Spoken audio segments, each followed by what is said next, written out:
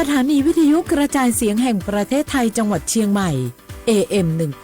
1476 กิโลเฮิรตซ์สถานีวิทยุภาคภาษาชาติพันธุ์แห่งเดียวในประเทศไทยที่มีความทันสมัยเชื่อถือได้สร้างอัตลักษณ์กลุ่มชาติพันธุ์สู่สากล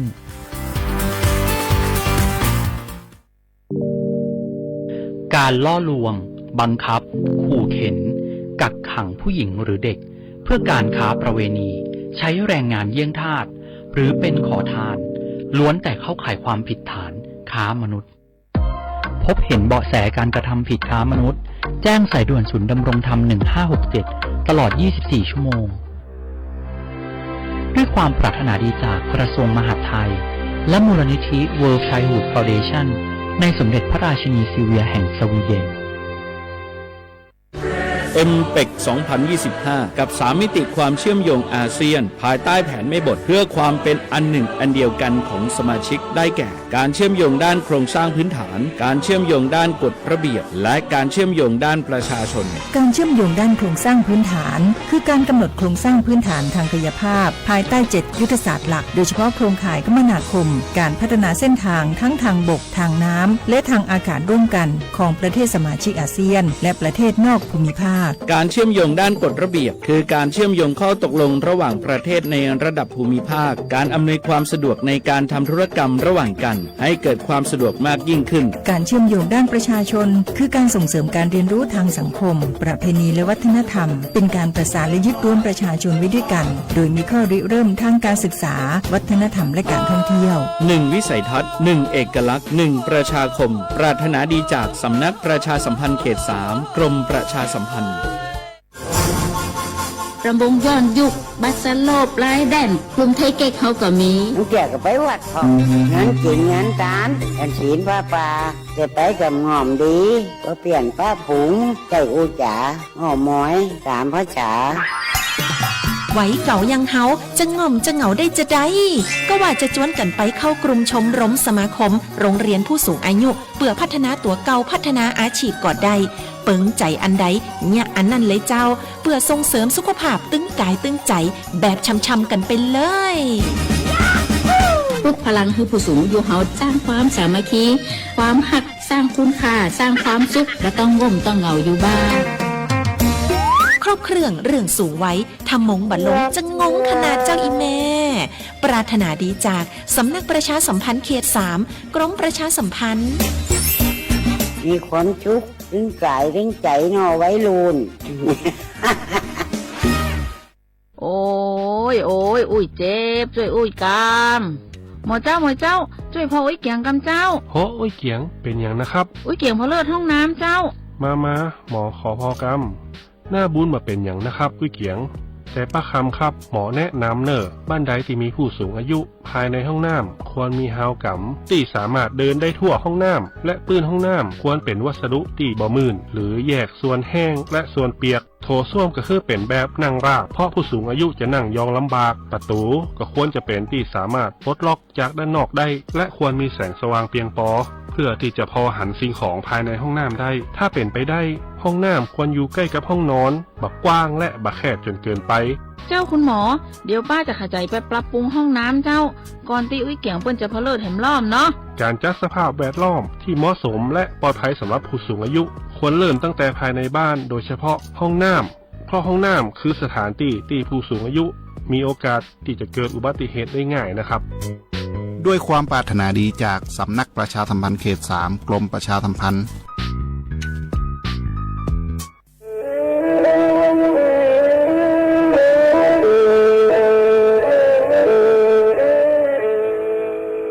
Đầu núa, gió bóng chua sang xua, hú tế chờ thai, đợt lũ xén trăng mải.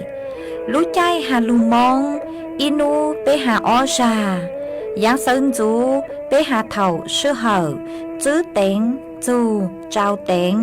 Giáng trọng đu bế hà thầu sư hở, cầu sang tên, chú, cầu gì tên. Trang tờn đợt sáng, AM. Kế ý chén bao bùa sang chậu trào kHz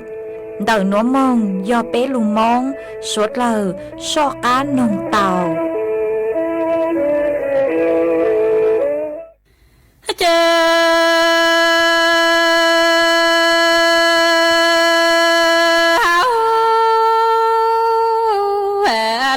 lệnh tu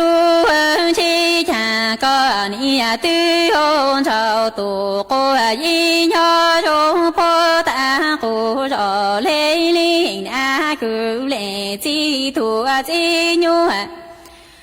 tiếng o cô khai hồng nọ lu e lu lệ tu ni tư hôn trao tu cô y nhớ chàng ni tư mua thao thu luồng gạo cho thủ lo tư chi mua y thủ yu cha thà chi thà của thâu nó lu nhua trồng châu hậu lu mong trồng khu cha lặng cha thủ chi cha thủ lo ni cho ô lu lệ tu thủ dân chi mong tu cô mong chu nơ cha thành gạo cô ta ôm gạo cô y nhớ trong phố ta cô rõ lê thủ chi nhớ tương có lại cô khai nhớ yêu mong nọ trong in thành gạo cô ta ôm gạo cô y nhớ ni tư muốn thao thu lúa tu trong tu mong lo tư chi mua y thu yêu là ta chi ta cô tao nó lu nhua trồng khu hào lu mong trồng trong chẳng làng trái thu đi trái thu lo ni chỗ thu dân chi mô tụ cô mua phố lu lệ tu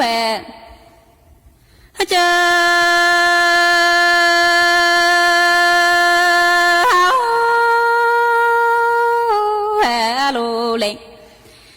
tu chi kỳ là luôn tu hơ tờ có e lu nè ti hơ nhỏ lu tờ cơ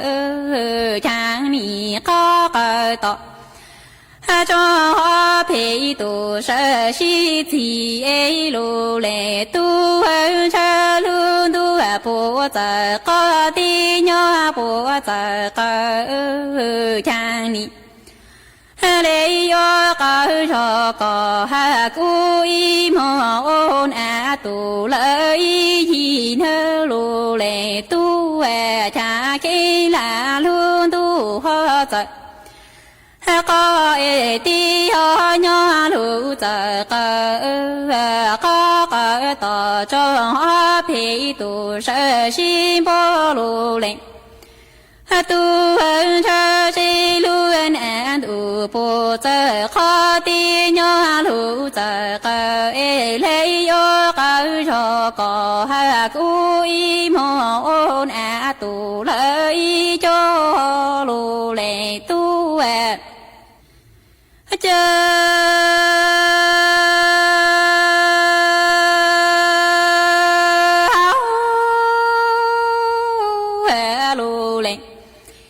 tu chi hỏi mua chủ mô cô là chàng lu xia tao tên thành gạo cô ta mà ô lu sa lợn tu lu cô đi mua trong lu lệ tu cần a có lu chi va e lu lệ tu ấy mà mua ô trang y này nó xì lu tu hào xia ba cu lệ khá có ta cu linh hình lệ trang lu lệ tu có mà khá cu ta có khổ tin lợi mong có trang lu lệ tu có lu quan si lon thành gạo của ta mà lấy ti lu tu của nhà ti trang nhàng nu cha chi nhỏ chi lợi mù lo trang nọ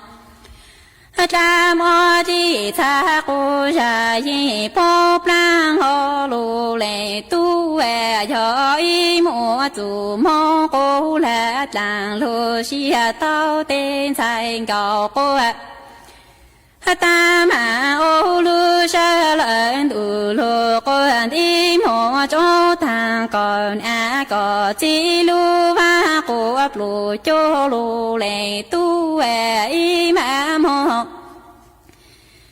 โอลูญูนี่เอนอชีลูตูเฮาชียโชลูเลตู้ก็มาคากูตาก่อนนี่ก็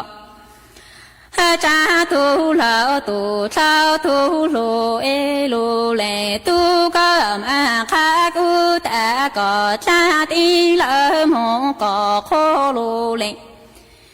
ตูก็ลูกวนที่ร้อนแทงดอกก็ตามาเลยตีลูตูคงโคเตยอจ้างอย่างนัวจ้าจียอจีเลยหมูล้อจางเนาะจามอจีชากูชายข้างเล่นอ่องอ่างบนเฮลูเลตู้แเจอ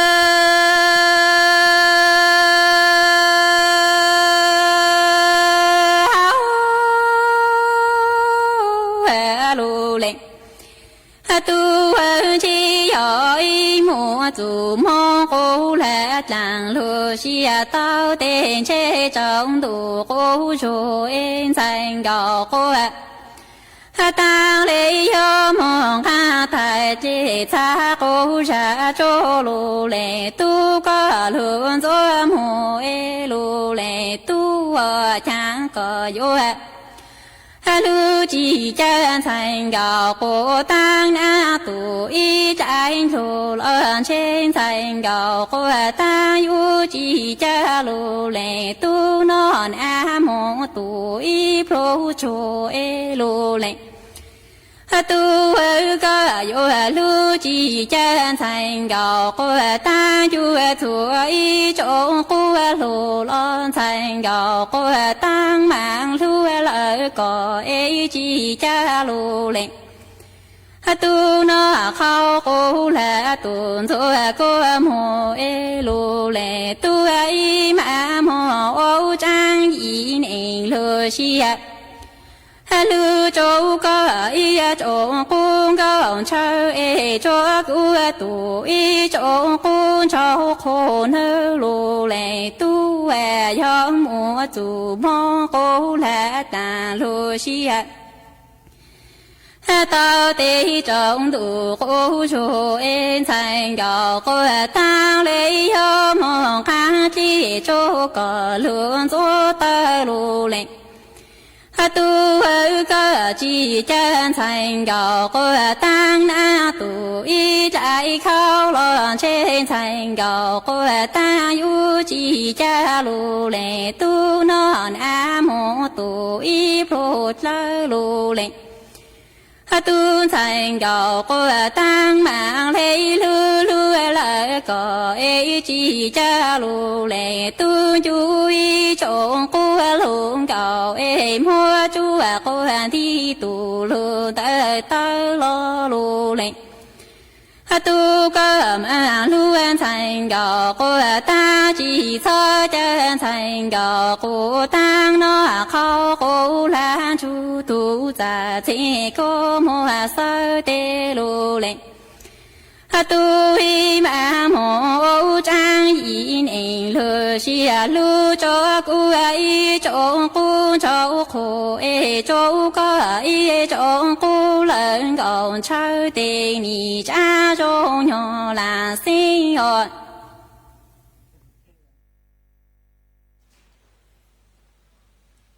ใช้สนใจความมอหลักประกันสุขภาพแห่งชาติสปสช.สิทธิหลักประกันสุขภาพแห่งชาติอย่างหนึ่งไทยอีจันใจคอมอสินหุยูหลอมสอนหูตาเชียดาริเชเดตอเป้าตอนหนอหูเตียสิทธิบัตรทองหลอดสิทธิบัตรไปเทียมบาเช่นหือไทยมั่วป้อนเนี่ยกองทุนหลักประกันสุขภาพแห่งชาติหลอดดอกหายหนึ่งไทยเจ้าหลอปลาเที่ยวขอเจ้าเก๋มองเก่งอย่าเจ้าหลอนเฉียเจ้าเขาเก๋ตีถ่ายกัมมอเที่ยวเก๋คอมมอดอเชเดอพรบหลักประกันสุขภาพแห่งชาติพ.ศ. 2545มั่วสำนักงานหลักประกันสุขภาพแห่งชาติอย่าจะตรวจเจ้าเขาหรือนอ Đâu nữa vuốt chua chư rong lê จอปังฟัวอาองค์ PM 2.5 ดาวเหงอัวปังจื้อเต้าเลยยอเกลละมายอเป้เจ๋งเจียชงเลยหนัวยัวอัวจัวมั่วเต้งเหม่งจัวสวดเลาหาจอตู้ช่างเต้เฉารู้เจเต้าชื่อตังเล่นเดอเศรษฐกิจชื่อชงฮาเอเป้ยัวชื่อปังเราเต้งเหม่งเลยจางย่องหยีซื้อลูปี้จวนเดายูทูเข่งชอดเหลาเต็มล่องครัวเต้ขยะลูดลงเป๋าเก๋อวล่าอวเต้ชอดเหลาลูซื้อเก๋ไถ่เผาเต้มัวเต็มล่องครัวลูอวจีเจ้าลูซื้อปังตีไถ่ชัวเตอยอปูมั่วเก๋เหลาหาจัวจอหนูจื้อเจ้าหน้าที่มงซื้อปังตัวหาซื้อปังจอชงตรงอัวกว่าปัวจัวชงเจจอตู้ช่างเต้เธอยัวตัวช่างจ้องกลัวปูยอสวดเราซื้อปังเลยหนัวปัวจัวเย่งยัวจงตัวยอเกอลูซื้อปังอัวกว่าปัวจัวชงจวนหนึ่งไทยหาจอตู้ช่างเต้เธอเก๋เช่าจูลูนเตอสำนักประชาสัมพันธ์เขตเป้กรมประชาสัมพันธ์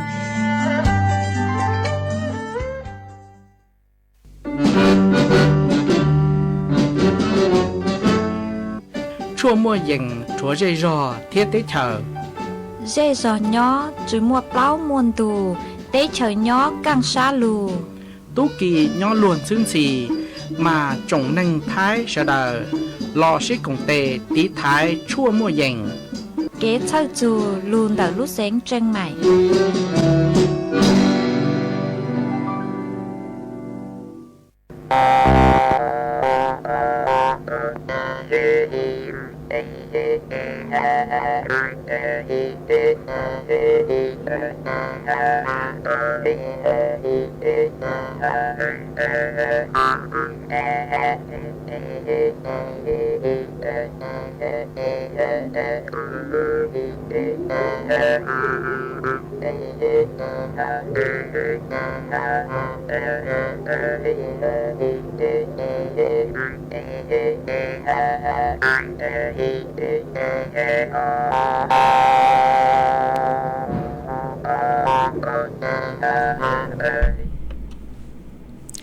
nhớ rằng ít trong nạt dự cứ tin anh chàng suốt lờ xuân nữวันพุธnữ tỳ nàng gạo chua lũ ít liền đu xong ở trên chữ bùa chào chào gì mà nữ nua cuốn giang chùa liền xa y tổ cha cứ cả nô nuôi hot lấy hồi piki yon giang chùa lì xa o tổ cha cứ cả piki yon bùa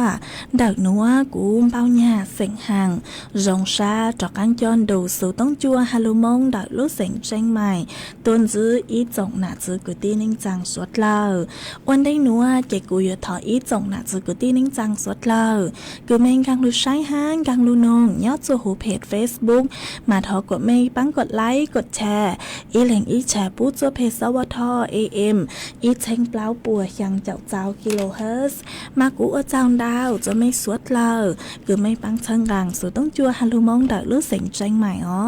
เอตังกีนัวเจกูหวังฮัจยาชาหาตาไม่สวดเลยอยู่ลุนดูกูย่อวัวพงยืดเถาปีมองจูจัวเถาเศร้าวันได้หนูเจกูตัวมัวอาลีเสียงท่ออีร่างลูจ้าคือมวนลุ่มเบหาตาก็ใช้กูจีเฉยมัวอ้วน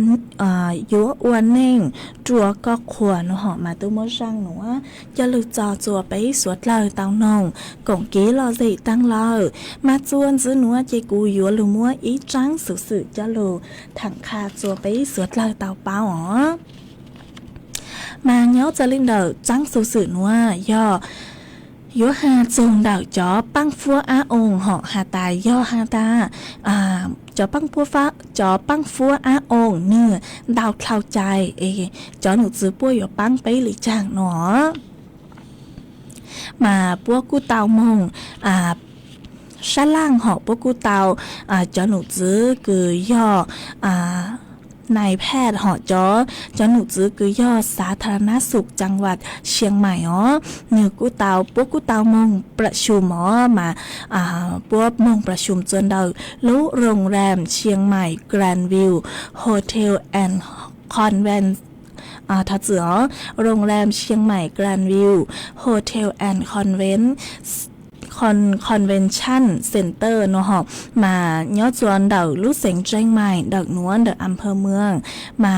ย้อจวนเดาสำนักงานสาธารณสุขจังหวัดเชียงใหม่พวกกูเตามงชาล่างจวนเดาลู่โรงแรมหนัวหอมาปุ้ยหยัวซาล่างทุกขอกี้คือหยัวเฝ้าระวังค่ะตาหยัวเจ๋งฟังฮะหยัวตีไทยเจ้าปังฟัวอาองลีจางสัตว์เลยจื้อมั่วผลกระทบจวนสาเลยจื้อมั่วผลกระทบจัวอยู่ลูกจีหนอจวนดอกอีจงหนาจืกุตี้นิงจังสวดละลูกจีหนอมาเจ้าปังฟัวอาอง PM 2.5 หนัว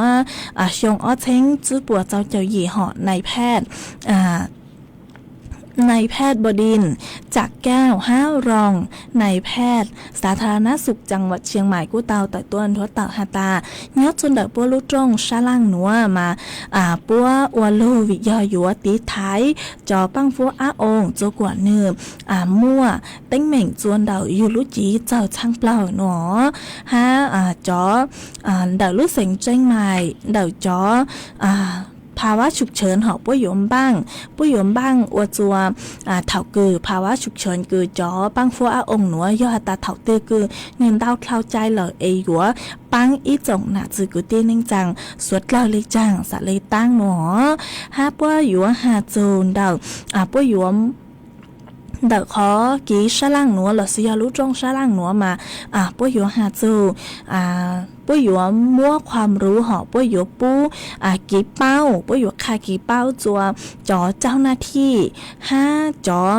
กึนยอดจนเดาจอประจำหน่วยปฏิบัติหนอมาปุ้ยหยัวปุ้ยมัวกิจกรรมดาวอย่างปุ้ยหาแจงมั่วจอมุ้งสู้ฝุ่นจอมุ้งสู้ฝุ่นจอหน้ากากป้องกันฝุ่นละออง PM 2.5 หลอดซิยอจอนเดาบูคอนซื้อติดท้ายจอปังฟัวอาองหนัวจัวจอหน่วยงานกือเนาะจัวชัวขอเชิญกือเนาะหัวลูกเสียงเจ้งใหม่เนาะฮะวิยาฮาตามัวจัวปัววิยาอยู่จะลูกตีไทยจอปังฟัวอาองเถากือเนื้อม้วนเดาเข้าใจเราหอมาปัวอยู่มัวปัวอยู่บ้างจอหนัวจัวจอหนักจือกือตีนิงจังกือย่อจอกลุ่มเสี่ยงจอกลุ่มเปราะบางเนาะกือเนาะจัวช่วงวิกฤตหอมากูย่ออีขอกือทรงช่างเปล่ากือจอหนูจื้อปัวบ้างใจต่อเราสยามบ้างตีไทยจอปังฟัวอาอง PM 2.5 หนัวมาเอานัวจัวมั่วจอปังฟัวอาอง PM 2.5 หล่อนองซองอย่างเลยคือเพ่งอัวปังจื้อฉวดดาวหอกกูถูกเข่งดังหอกเพ่งน้องเลยคืออัวปังจื้อฉวดดาวซองอย่างเลยคือเนื้อเพ่งหมดลังจื้อย่อจนเดาอยู่ลูกขอนจื้อมาเพ่งอัวปังจื้อเต่าเลย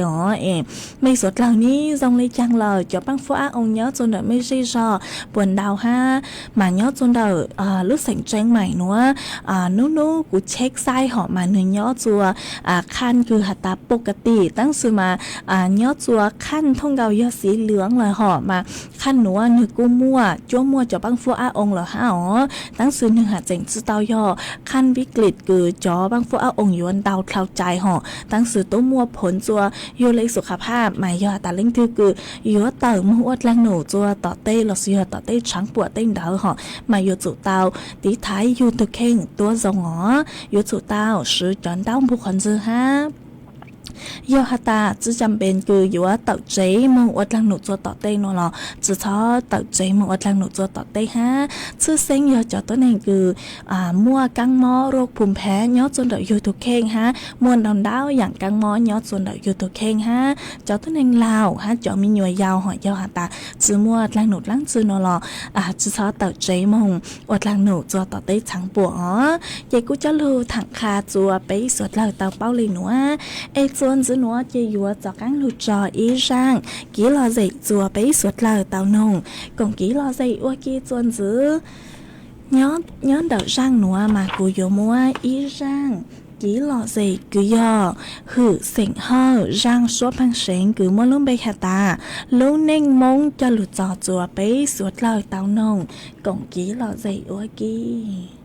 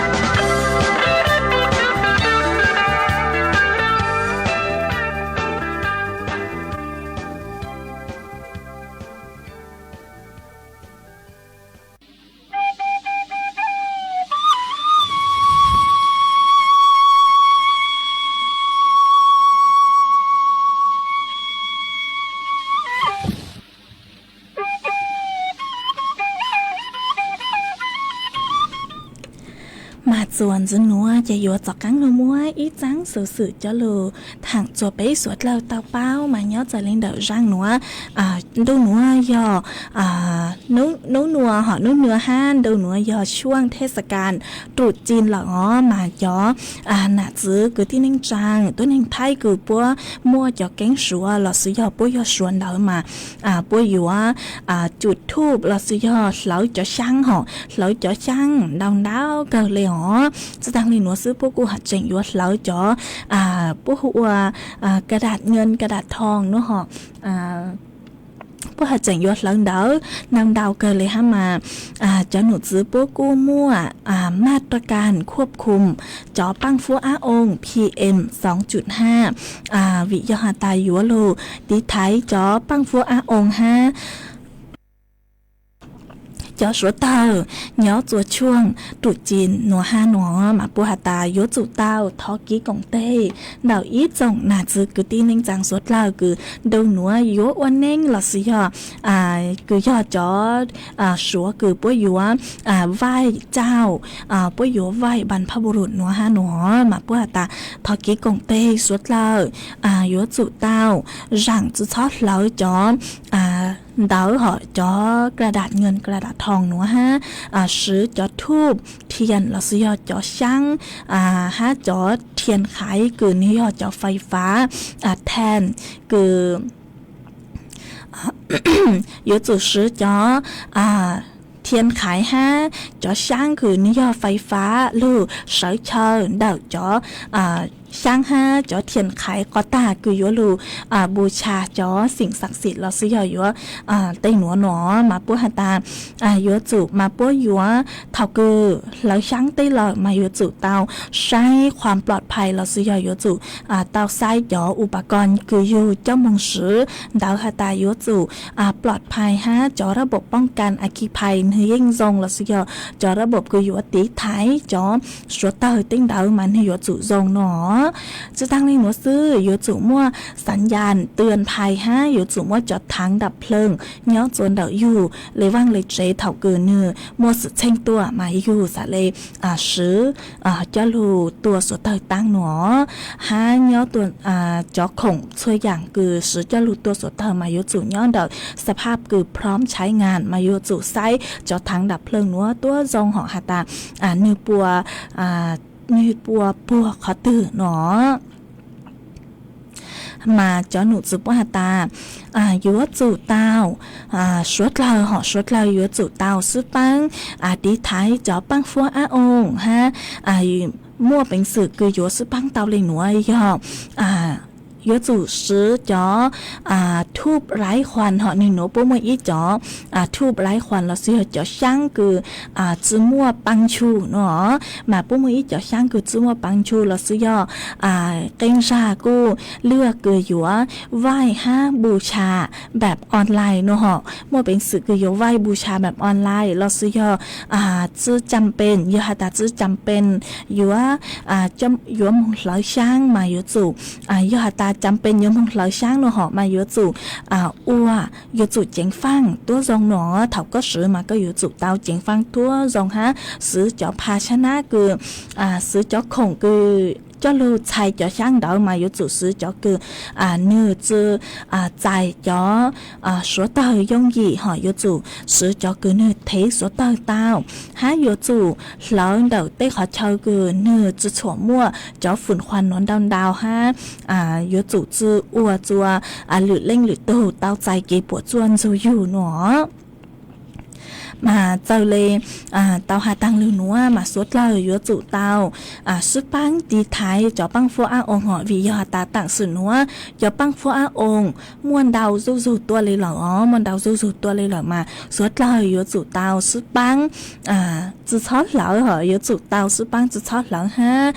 อยู่จู่เตาซุปปังใช้เต้สวดเตากูเต้นเดาหอยอตามั่วเต้สวดเตากูเต้อายุปู่ตามั่วสวดเตากูเนาะมาอยู่จู่เตาแจ้งตัวจอเจ้าหน้าที่ปัวตัวปังตัวจะชอบมงหลังเตาหลังเหลาต่อเต้หลังเตาหลังมงซื้อเตาตัวต่อเต้หอยยอตายก็ซื้อเตาเหล่าเอ็นกู้นนเตาแหงโนมามัวเป็นสื่ออจัวจอปังฟัวองหนวนเหินดาวเกินเก่ามาเท่าเกินเก่าหอมาในหัวจุในหัวจากกังลูมัวผลจื้อรงจวนเดอยู่ตัวเข่งเสือจื้อเซงยอ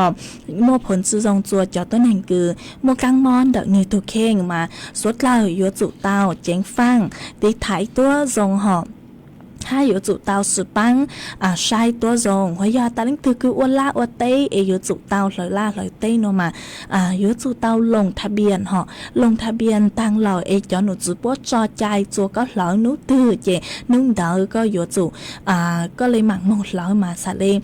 เจ้ากี่ใจหัวยาตาก็หลังเต้าหลังเหล่าก็จะหนูจอหนูจู่ปวดยาหาตาปวดเป้าปนเดเต้ามาก็หัดใจอยู่เต้าอีรู้จื้อมากูจะรู้ถังคาจัว bấy suốt lờ tàu bao lì núa đâu núa băng phua áo ông đau đau lờ suốt lờ yếu chủ sứ cổng tề sứ băng mà sẽ lấy mua cho phua chùa rồng chùa suốt lờ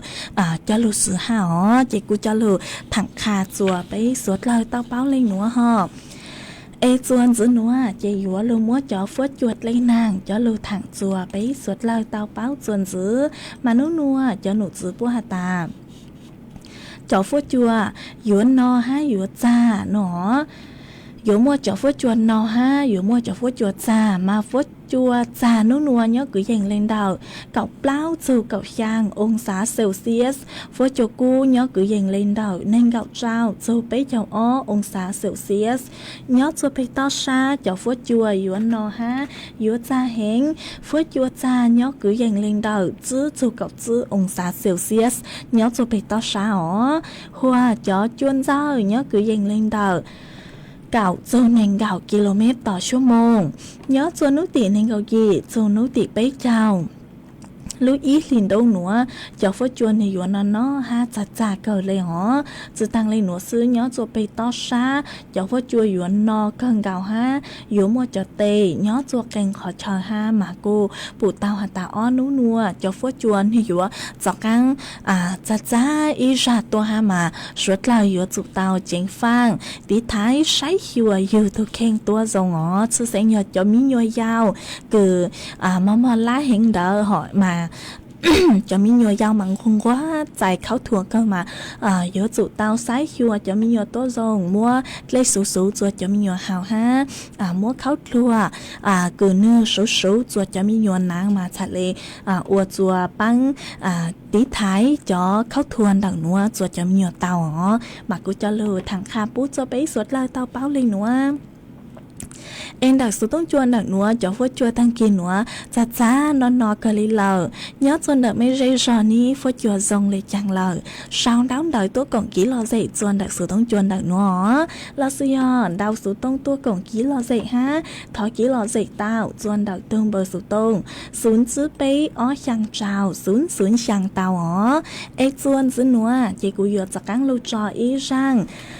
ký lo dậy chùa bấy suốt lời tàu nồng còn ký lo dậy ok chuồn dứ màn đậu răng núa yo thó tuôn đầu ý tù phong dư ha họ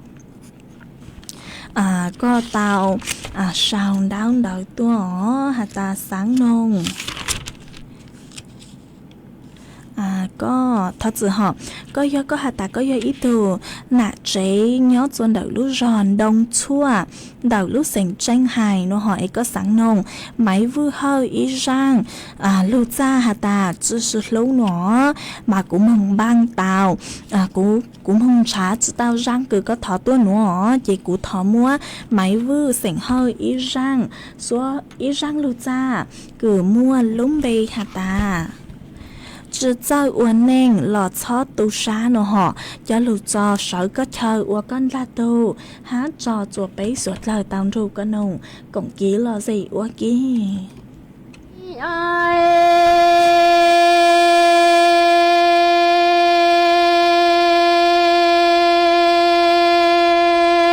trong phòng giờ cho mi vi đầu mong lặng tư giờ mong qua nặng e qua lu mi nặng xử lý loa e nặng cha ni quả cứ thọ lo mòa y po y thùng mù ba tao e loa va nọ y loa lo loa thia tia do trong mù hồ bê phò thia hay ya lao e yo ne tua chi cho che bê chi nọ chi hậu mò mù wa nặng bông lúa cá cha che nặng cha tia tua ya lo ho nọ e tua chi ya lo che yo nọ bê y plua ta po mò la y plua yua bảo tao ni mi sai gạo sư ni ai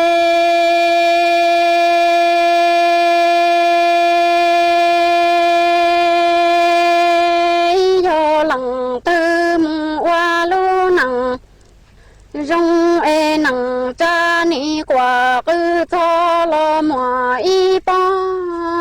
thùng mu chế chi đầu loa yoa nọ lại loa lo loa thiệt tiền cho chúng mồ hôi giờ lâu hay bê phầu mò giờ nê tòa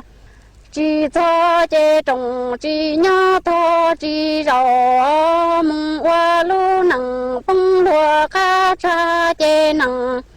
cha tia mồ hôi tòa nọ ít lúa ta lo cho bùa mò lại ít lúa bầu mò ni ai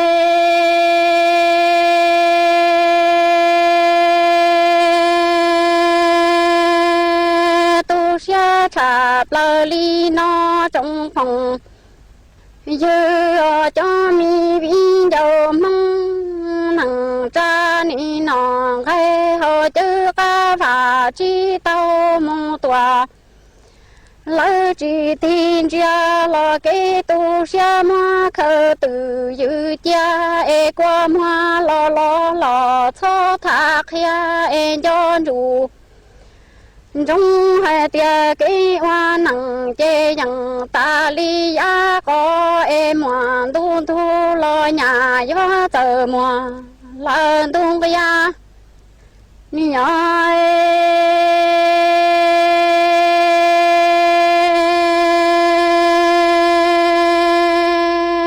trong phòng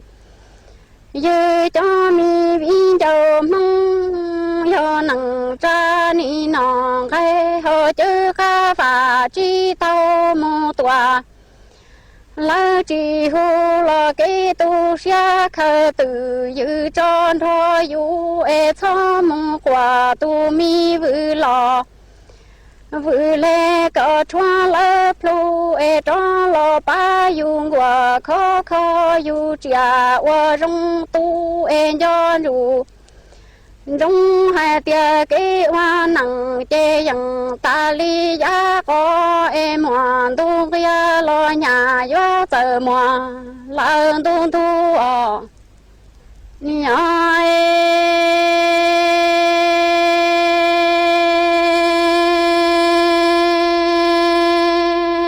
chê chia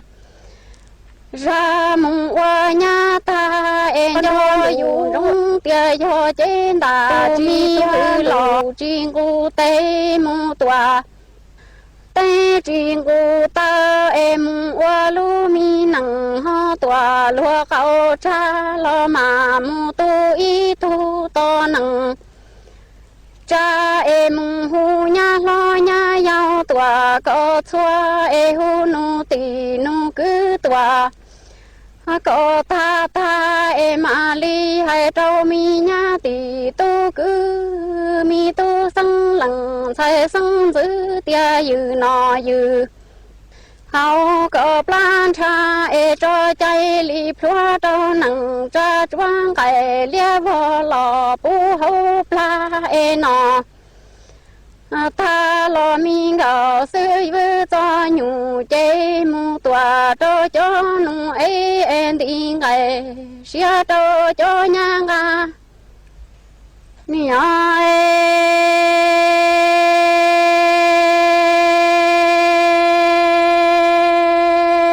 chỉ xia mẫu hoa loa từ lo mà nhỏ mò yo trên đà chỉ thua sẽ qua mua nằng tòa cho khảo rê e tu chỉ bự nhung thu đam bo tòa có cún tây mu hu tề mi nha rê thâu tề nụ đây mà cho chạy li phá trong nằng cha là ta nhung lia vô lò khua bu chế e li hai cho mi nha tì tu cứ mi nha sang lằng thay sang giữ tia dư nọ mò lon dây qua nọ gai lon phong dây e nọ ta lo mi gạo sư hòn tiếng gai xia cho nhang ga e cho nhung chế mu tòa cho nụ ấy chế ni chỉ là sang mu lò chỉ cho tua e mà mu tu y tu to nằng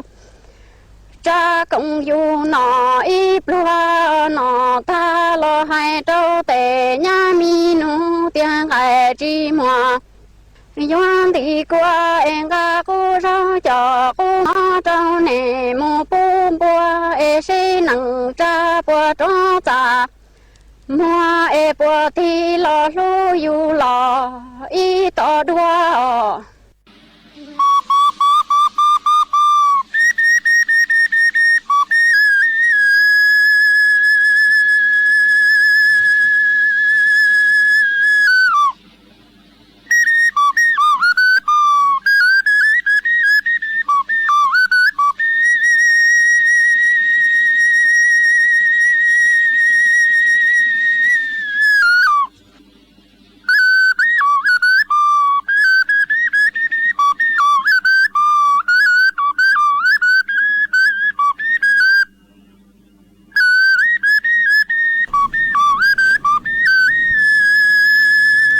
mà cụ ở trong đào chưa ý tu phong dư họ có cụ tàu đào số tông tua có hạt tạ có giờ ý tu nạt chế nhớ xuân đợi lúc rò nồng phải nó họ mà có hạt tạ sáng nhớ xuân đợi mấy lúc rò mà cho phố chùa nó hát chặt chặt cơ lên lại nó mà cụ dòng sát cơ cứ có cụ tránh đào số tông tua còn ký lo gì khá chùa bấy suốt lời tàu bao nhớ xuân đợi số tông chuồn đợi nó ha cháu rồi cháu xa bù chùa có hảo ha mấy tu phong dư họ có sử dụng bài hữu yang mì trắng nó hỏi do nhận cho kỹ để thật sự ha ó có hạt ta thóm bơ sụp tông họ vì do hạt ta dúa mua số chỉnh chính chùa cũ sang tàu chùa số lời tàu báo nó mà do hạt ta có một số chỉnh chính lắng chữ nó là con đào số tông tua chuồn đào tương bơ số tông xuống chữ bấy ó yang trào xuống yang ó mà có yếu chuẩn đào số tông tua thảo cử cũจัดรายการตั้งสื่อถาวคือกูเจ๋งตั้งต่อจองเก้าอ๋อจีกูทะเลคือรู้ใจก็เลยสูต้งหัวยอตาก้อนดาวสูต้งตัวจัวหรือรู้ซื้อเหอนัวเจกูจีฮกูละฮะหอยอตาหรือรู้ซื้อเหอเจยอหรือตูรู้จัดรายการละฮะเจปุ้ยอยู่จูก็ถังจื้อเป้ากันเฮาฮะอ๋อไอยอตาก็อยู่มั่วสูเจ๋งเจ๋งล้างซื้อนัวหล่อต่างซื้อนัวอีปลาคือกูฮาลูกตังชอนัวคือกูจอจอเก๋รอเจเจก้อนดาวสูต้งต้นชากูอ๋อเอกูสะเลbáo sang số bố cho có mà cú ở trong đào chùa ý trong nạt chữ cứ tin ninh trang suốt lờ ha cứ cụ ở trong đào rồi ít trong nạt chữ cứ tin ninh trang ha họ cứ mây cụ sang sát tí cơ tua cháu râu cháu xa bố cho cụ đòn đào cờ mà cụ dòng xa cờ ấy cháu thọ cháu râu cháu xa bố cho mây suốt lờ ha ó mà chuồn dưới núa họ chế cụ yếu cho căng lưu cho ý rang ký lò dậy chua bấy suốt lờ tàu nồng cùng ký lò dậy ô ký chuồn dưới ấy do hạ ta ít pla núa họ cứ cụ yếu lưu cho ký lò dậy núa do hạ ta mê lên từ cứ từ phong như cứ họ tăng cứ họ cụ hà núa họ do hạ ta có một số chỉnh chính lắng chữ nó chế cụ trao ký lò dậy con đào số tông tua cho cụ ó chế cụ xả lê bao ha xả lê sang cho có tàu ó chế cụ yếu lưu mua giang ký lò dậy cứ do thọ tuan đào ý từ phong như họ có cụ tàu đào có cụ tàu đào số tông tua mà có hạt ta sáng nông y giang xua phăng xén cứ mua lông bề hạt ta gao tỏ căng rào tỏ kế nó mà có hạt ta thó mốt phi chua ý từ phong như cứ nhớ cho đợi lúc giọt chua khởi tông chụp con hồng nó họ chế cú cùng băng tàu panali giang xua phăng xén cường gao tỏ kế nó là họ chế vô mô răng nó cho lù trò của con là từ hát trò chua bấy suốt lờ tông chụp con hồng còn ký lo dây ô kỳ mà tu nạt chế cứ thó tôi nối do hô ua gao dở nhớ cho đợi lúc giọt bạc khả cạo nó chế vô mô răng xua phăng xén nó cho lù trò của con là từ hát trò chua bấy suốt lời tàu rù con hồng cũng ký lo gì ua kì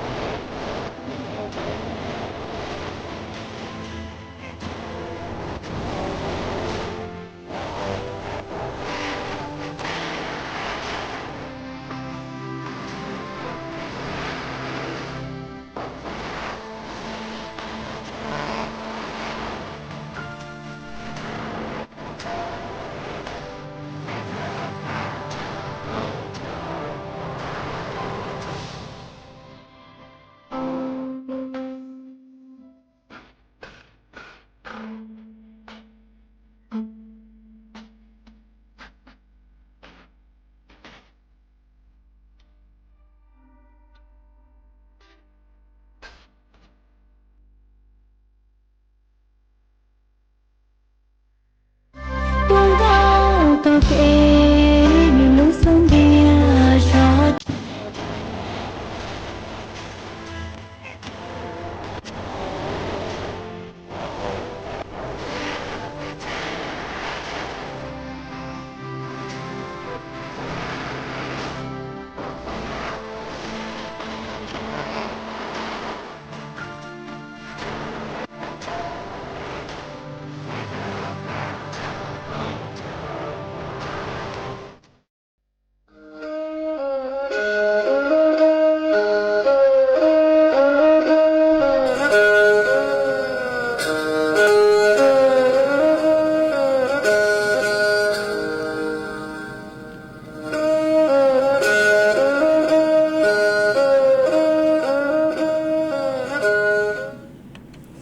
mà cụ ở trong đào chùa ý tu phong dư họ có cụ tàu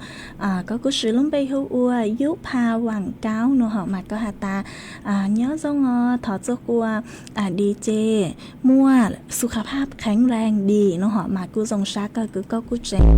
sao đáo đỡ tua cổng ký là dễ khá chùa bấy suốt lời tao bao nhớ chuan đỡ sự tông chuan đỡ nó ha ế cháu rô cháu xa bố chủ có hà ha ua trong đào cứ có cụ chính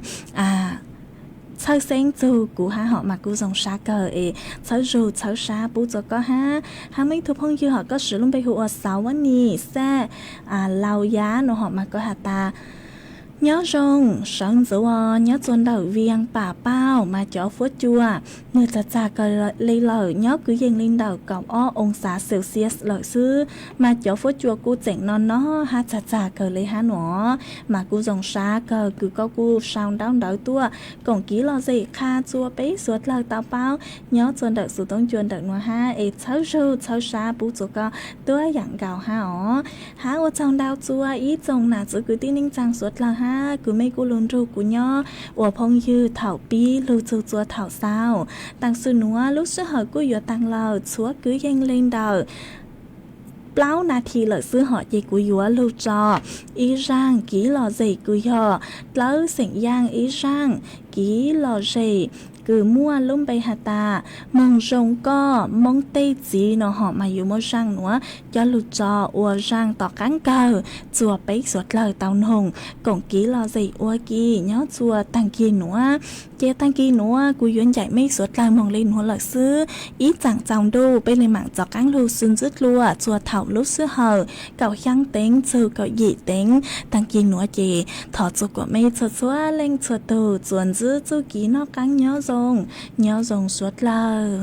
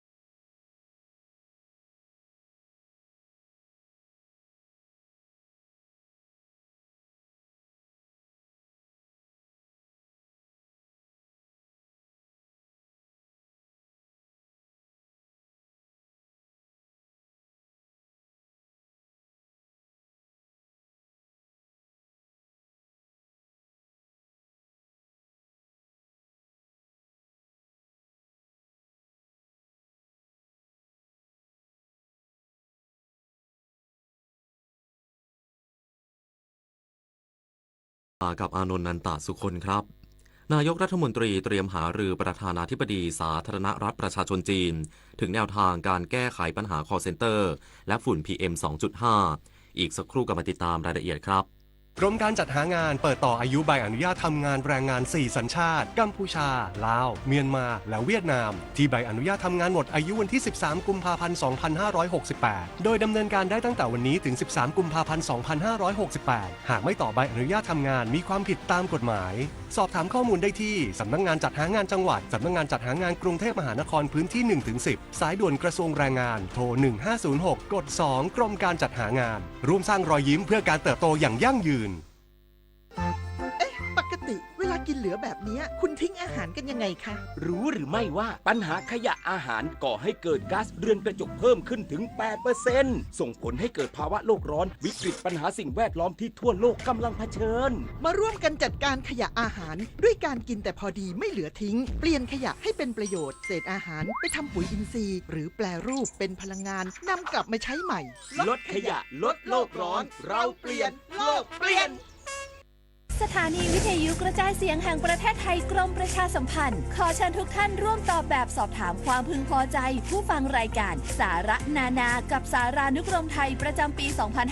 2568 ผ่านทางออนไลน์เพื่อให้เราสามารถพัฒนารายการให้ตรงใจผู้ฟังมากยิ่งขึ้นท่านสามารถติดตามรายการนี้ได้เป็นประจำทุกวันในช่วงข่าวภาคเช้าเวลา 7 นาฬิกาทางสถานีวิทยุกระจายเสียงแห่งประเทศไทยสามารถร่วมตอบแบบสอบถามได้ง่ายๆเพียงเข้าไปที่เพจ Facebook ของสถานีวิทยุกระจายเสียงแห่งประเทศไทยหรือเพจรายการข่าวยามเช้าบันทึกสถานการณ์ค้นหามาเล่าและหมุนตามวันพร้อมลุ้นรับของที่ระลึกสุดพิเศษจากเราโดยจะประกาศผลผู้โชคดีในเดือนพฤษภาคม 2568 อย่าพลาดโอกาสดีๆแบบนี้นะคะมาร่วมกันพัฒนารายการที่ดีเพื่อคุณและสังคมไปด้วยกันกับสถานีวิทยุกระจายเสียงแห่งประเทศไทยนายกรัฐมนตรีเตรียมใช้โอกาสเดินทางเยือนสาธารณรัฐประชาชนจีนหารือแนวทางแก้ไขปัญหา call center และฝุ่น PM 2.5 ร่วมกับประธานาธิบดีสาธารณรัฐประชาชนจีนนางสาวแพทองธารชินวัตรนายกรัฐมนตรีกล่าวถึงการเดินทางเยือนสาธารณรัฐประชาชนจีนระหว่างวันที่ 5-8 กุมภาพันธ์นี้ว่า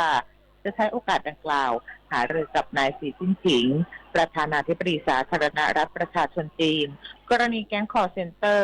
ฝุ่นควันรวมถึงการพัฒนาความร่วมมือด้านการค้าการลงทุนระหว่างกันในโอกาสเฉลิมฉลองครบรอบ 50 ปีความสัมพันธ์ทางการทูตไทยจีนนอกจากนี้ยังหารือถึงการขอความช่วยเหลือการปล่อยข่าวลวงจากการใช้ AI ประชาสัมพันธ์สร้างความเข้าใจเป็นภาษาจีนซึ่งได้รับผลตอบรับที่ดีจากทางการจีนรวมทั้งตั้งทีมโซเชียลติดตามข่าวปลอมเพื่อไม่ให้ส่งผลกระทบกับประเทศไทยย้ำว่าจะเป็นการพูดคุยกันในภาพรวมส่วนเนื้อหาและรายละเอียดต้องให้กระทรวงดิจิทัลเพื่อเศรษฐกิจและสังคมเป็นผู้หารืออีกครั้งผลิตนาถขวัญแสนสุขรายงานตำรวจภูธรจังหวัดเชียงใหม่เตือนภัยช่วงเทศกาลตรุษจีนระวังอั่งเปาทิพย์มิจฉาชีพส่ง SMS ชวนรับโชคแนบลิงก์แอปดูดเงินพลตำรวจตรียุทธนาแก่นจันทร์ผู้บังคับการตำรวจภูธรจังหวัดเชียงใหม่เปิดเผยว่าเพื่อให้เทศกาลตรุษจีนในปีนี้เป็นไปอย่างปลอดภัยตำรวจภูธรจังหวัดเชียงใหม่ได้ยกระดับมาตรการป้องกันและปราบปรามอาชญากรรมรวมถึงดูแล